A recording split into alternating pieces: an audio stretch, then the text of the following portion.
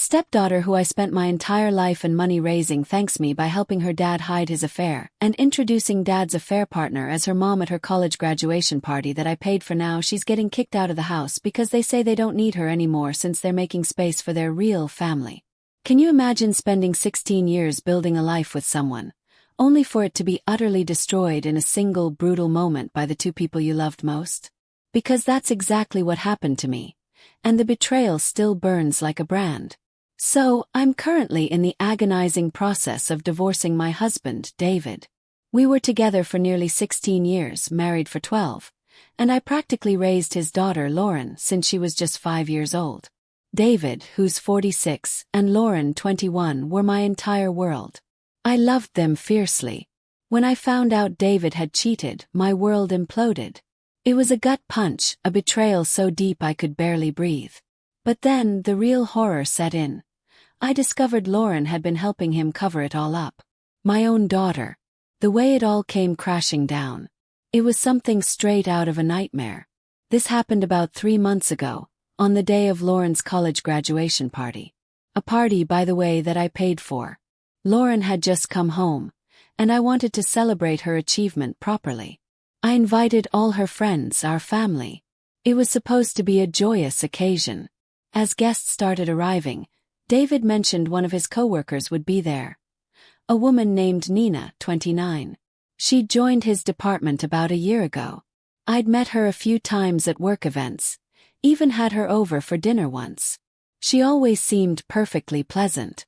Now, thinking back, it makes my stomach churn to remember how hospitable I was, how I welcomed her into my home.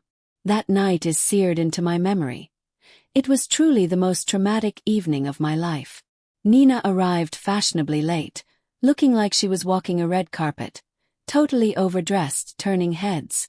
She didn't even acknowledge me when I greeted her. She just walked straight past me right up to David and clung to him. And he didn't seem to mind. I felt a cold dread creeping in, but I told myself I'd talk to David later. I didn't want to cause a scene, not on Lauren's big night. But a few minutes after Nina's dramatic entrance, Lauren decided it was time for her speech. Everyone gathered, and my unease grew. Lauren started by gushing about her father, how he'd single-handedly raised her after her mother died. My heart sank. Single-handedly. After I'd poured 16 years of my life, my finances, my love into that family. I had been a mother to her, in every way that mattered. To hear her erase me like that felt like a slap in the face. Then, she said she wanted to thank one other person who had always been there for her. My hopes, stupidly illogical as they were, flickered. Maybe she'd acknowledge me. We'd been distant since she left for college, even more so than during her angsty teen years, but still, hope. Instead, she said this person was as good as her mother because of their strong bond. And then, in front of everyone, she walked straight up to Nina and gave her a huge hug. My world stopped. The air left my lungs. I just stood there, frozen, a total fool. Everyone was looking at me. My stepdaughter, whom I'd loved and raised as my own, had just called another woman Mom. After a few agonizing seconds, the realization hit me like a physical blow. I couldn't stay there. Bolted. Ran into the house, up to my room, and locked the door. That's when the tears came, hot and furious. Seen enough. Heard enough. David and Nina, holding hands, looking like the real family. It was all crystal clear. The humiliation was suffocating. I waited, praying David or even Lauren would come after me, would explain. But no one came. For over an hour I just sat there, alone, crying. When I finally pulled myself together, a cold resolve settled over me.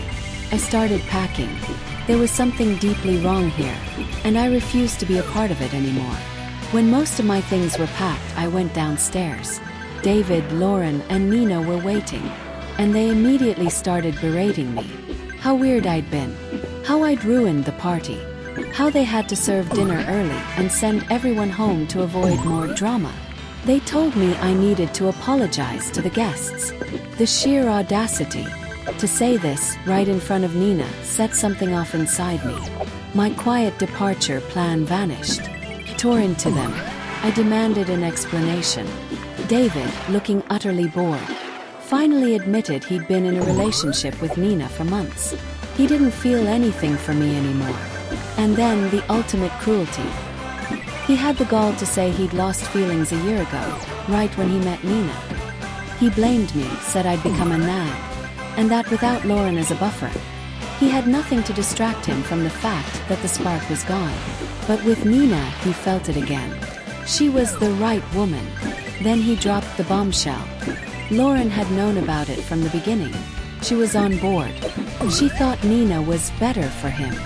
Not only that, she'd helped them cover their tracks. The disgusting part. Lauren didn't even have the decency to look ashamed. She stood there hand in hand with Nina, looking proud. I was speechless, just stunned by their selfishness, their ingratitude. I wished them luck with their new family, told them I was clearly not welcome, and walked out. A week later, I filed for divorce. Look, I poured 16 years of my life into that family. I wasn't about to just walk away quietly. I demanded substantial alimony. And I want the house. I think it's completely fair. They stole a huge chunk of my life I'll never get back. I could have had my own kids, but I thought Lauren was enough. David needs to compensate me for this mess he created. He, of course, disagrees. We've been in mediation, and they've been twisting everything, trying to paint me as the villain, like I somehow pushed him to cheat. We both want to avoid court, but honestly, if it comes to that, I'm ready. Justice will be on my side. I've been through too much to be scared now. And it seems the scales are already tipping. A few days ago, Lauren showed up at my apartment, begging for forgiveness. I have no idea how she found me. I'd been so careful.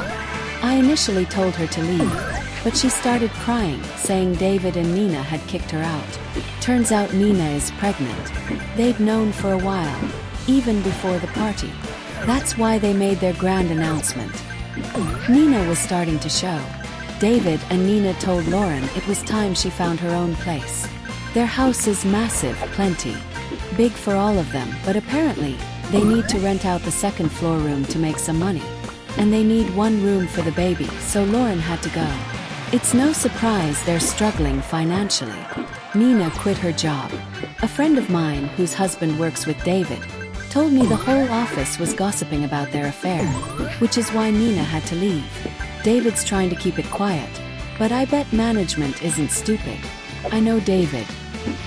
He's trying to save face, avoid getting fired, which is why he's trying to rent out a room, to bring in extra cash, especially with divorce lawyers charging a premium. He's going to find it very difficult to maintain his lifestyle if he has to pay alimony and give up the house.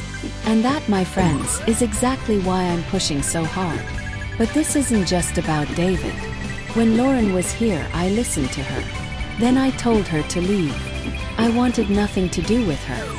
She kept begging, crying, saying how insensitive her father had been. How she finally understood how I felt. She just needed help. Just until she found a job and a place. It was hard to keep the door shut, but I knew I had to. I'd already been burned helping this family once. I wasn't about to mess up my life again. I started bluffing about calling the cops, and that finally scared her off. Or so I thought. Yesterday, she started texting me from a burner phone, full of sob stories about how badly David and Nina were treating her. It was so obvious she was just looking for sympathy, a place to crash. She even sent a text saying David and Nina told her she needed to move out to make space for their actual family, referring to the baby. That point I snapped. My patience was gone. I texted back, telling her they were right. I told her that, judging by the person she'd become, she wasn't worthy of being anyone's family. Then I blocked her. Now I'm being accused of being too harsh. Apparently she was staying with a friend, but after my text, she went for a walk to clear her head and hasn't come back. Her phone's off. Her friend called David, and he called me, putting me on blast for what I said. He yelled that I had no right to talk to his daughter like that, completely ignoring the fact that he kicked her out, and she contacted me. We had a massive fight. I put him in his place. But now, a tiny part of me feels a pang of guilt. Did I go too far? And the fact that she's still nowhere to be found worries me. So, was I the jerk for telling my stepdaughter she's not worthy of being anyone's family? Update 1, self-reflection first. I want to thank everyone who responded to my post. The support has been overwhelming, and it helped me realize something crucial. I don't need to feel guilty about David and Lauren. They certainly don't feel guilty about anything. It's not my business what Lauren does. I'm sure she's doing this for attention, and she'll turn up eventually. If not, David can call the cops himself without dragging me into his mess. My message might have been the catalyst, but he set all this into motion by kicking her out. He has no right to pretend I'm the bad guy here. I've blocked his other number too, and I'll keep blocking him if he tries again. Update 2. Lauren found, and the truth, it's been 2 days since my last update, and they finally found Lauren. She wasn't even missing. She just went to stay with another friend in the suburbs and ignored everyone's calls. Nothing to worry about, apparently. She contacted me, apologizing profusely. She said she needed time to think about what I'd said, and that my opinion, surprisingly, mattered more to her than she thought. She admitted I was right. She betrayed me, and no one deserves to be treated that way after everything I did for her family. Then she gave me her explanation for siding with Nina, a woman she barely knew, over me, who raised her. David, she said, had promised to fund her lifestyle for the next few years, give her whatever she wanted. A college student's dream, right? While I thought David and I were teaching her financial independence, he was bribing her, ensuring her loyalty to his secrets and to Nina. He'd been writing her checks for an entire year since the affair started. It's disgusting. She was a sellout. Honestly, I wish she'd kept that to herself. Now, given his current financial predicament, I doubt David can even fund his own lifestyle, let alone hers. Their days of fun are over, and it's all because of his choices. After hearing that, I don't feel particularly forgiving. In fact, I think they both deserve everything coming to them and more. I've blocked Lauren again, and she won't be able to reach me from that number. As for David, he hasn't tried to contact me, but I'll see him and his lawyer soon enough. Update 3, David's downfall begins. Quick update. My friend just told me David quit his job. He put in his resignation 2 weeks ago, and today was his last day. He hadn't told anyone, so it was a shock to the office. But I knew this was coming. He's apparently planning to start his own business. Now it all makes sense. Why he suddenly needs to save money, bring in extra cash, even at the cost of his daughter. Changes nothing for me though. I'm still getting the alimony I'm owed. He's been trying to drag mediation out, claiming Nina's pregnancy needs his full attention. Rubbish. He's just scared of confrontation, scared of what will happen when we're forced to either settle or go to court. He's running out of road. Update 4. Sweet victory. Okay, so the last mediation session happened a few days ago, and he finally agreed to my terms. All the new information that came to light, especially Lauren's texts proving his deception, made it clear my demands were fair and justified. He knew if he didn't settle, we'd go to court, and with everything I had against him, he wouldn't stand a chance. After months of dragging this out, he caved. I'm incredibly happy.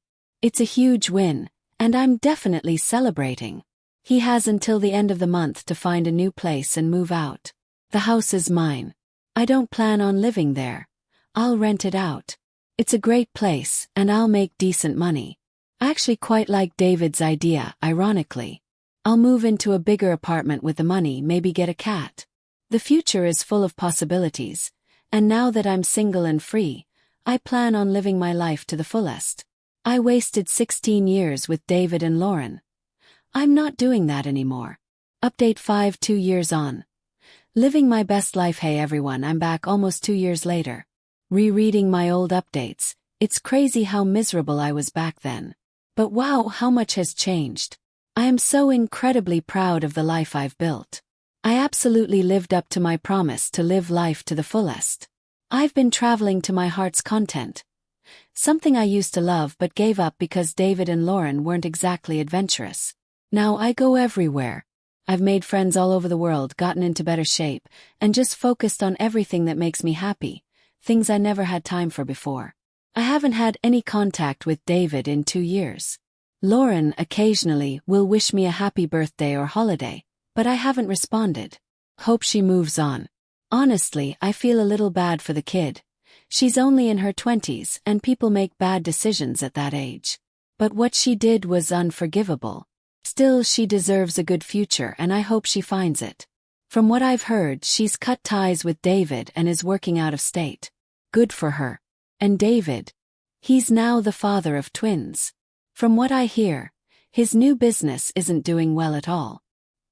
He tries to put on a brave face like he and Nina have this perfect life, but only his close friends know the truth. I think he might be headed for another divorce. Nina isn't happy with their lifestyle. They constantly fight about petty things, mostly money, and they don't even care who's around to witness it. So tacky, but honestly, what else did I expect? My friend occasionally gossips about them, and it's truly entertaining. But more than that, it brings me such peace to know he's finally suffering for everything he did to me. Maybe someday I'll be able to forgive him and just ignore his existence. But for now, I'm happy just being petty about it. It's been a wild journey, and I wouldn't change a thing now. But I want to hear from you all. If you were in my shoes, what would have been the absolute final straw for you? And have you ever experienced a betrayal that completely changed the trajectory of your life? Let me know in the comments below.